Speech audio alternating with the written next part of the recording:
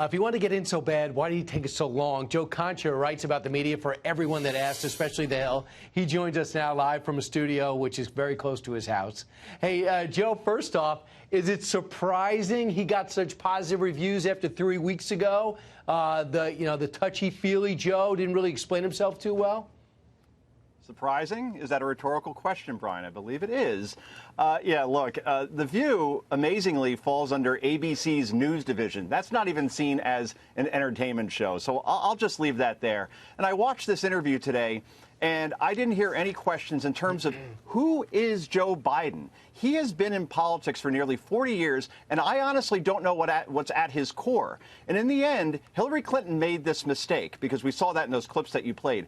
As a Democrat, you can't just say, Donald Trump's a bad guy, I'm a good guy, or in Hillary's case, a good woman, and if you vote for me, that's good enough. No, people want to know what you're going to do to improve their lives. What's his position in terms of improving health care, immigration, the opioid crisis, in terms of raising taxes? Will you raise taxes or not raise taxes? What's your position on infrastructure and so on? So I want to hear those questions. I don't want to see what I saw today. I'm not surprised by it. And there are actually 2 Republicans that are on that panel. And I get with Meghan McCain why she would want to endorse Biden, considering her father's relationship with Mr. Biden. But at the same time, look, he's going to have to do some interviews with some tough people in some tough places if he expects to be president of the United States and answer the kind of questions that I would pose that I just laid out just now. Joe, look, he's been in the business for 36 years since he was 28 years old. I get it. It's going to be tough. Maybe it's a decision you made in 1984 you wouldn't make in 2019. Totally understandable.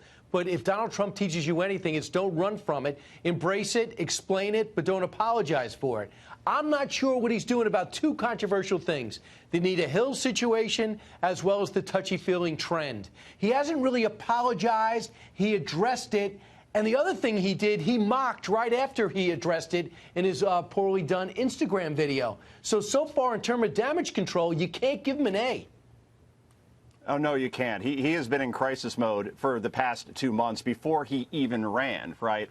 And with Anita Hill, I mean, doesn't anybody on The View or anybody else who interviews him going forward, didn't anybody find that completely disingenuous that only after he announced that he decides to apologize to Anita Hill? What was that? Nearly 30 years ago? He hasn't had the time since then, or even when he was running for vice president? So to do that now and say, hey, I'm running for president, I think I feel bad about what I did, I'm sorry. That comes across as phony. Right. And what we've learned, at least from Donald Trump winning, Brian, is that people embrace authenticity. Good and bad or ugly, but be authentic. Don't be that guy. And what happened is he picked up the phone, he called Anita Hill. It's a disaster. She gave an interview to the New York Times where it said, I essentially don't accept his apology, and he didn't really apologize. What are they upset about? He didn't vote for Clarence Thomas. What did he do? Evidently, he didn't tell the truth, according to her, about when she'd get to testify. It was not going to be first. She thought it was last. She wasn't allowed to bring up people to verify her story. So just go out and explain what you were doing as chairman with a Republican nominee and move on, because nobody wants to relitigate. We barely remembered the story. I'm not saying it wasn't important, but if you're a politician and you have a staff and he's got money, he should be able to answer these questions. I mean, the other 19 contenders aren't seeing the undefeated heavyweight champ right now. And good for Anita Hill, by the way, for not falling in line and doing what she was supposed to do, which was accept it so Joe Biden can get past this hurdle. Look, for people that are worried that Joe Biden's going to get a free ride from the media, Brian, here's all you need to know. Before the 2016 election, 59 papers, major ones, offered their endorsements. 57 went to Hillary Clinton. 2 went to Donald Trump. That got Hillary Clinton a concession speech. So that's all you need to know in terms of influence of our media today, at least on the political side.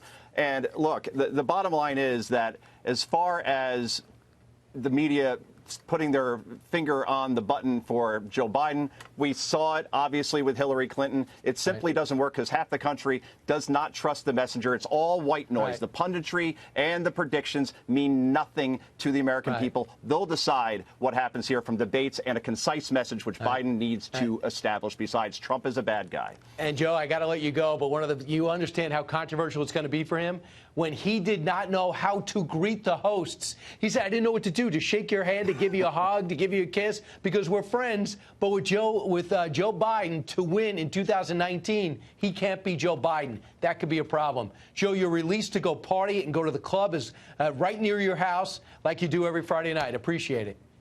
In Jersey, there's nothing like it, Brian, quite frankly. I know, absolutely. Don't go to Manhattan. You'll get yourself in trouble. Joe Concha. Probably.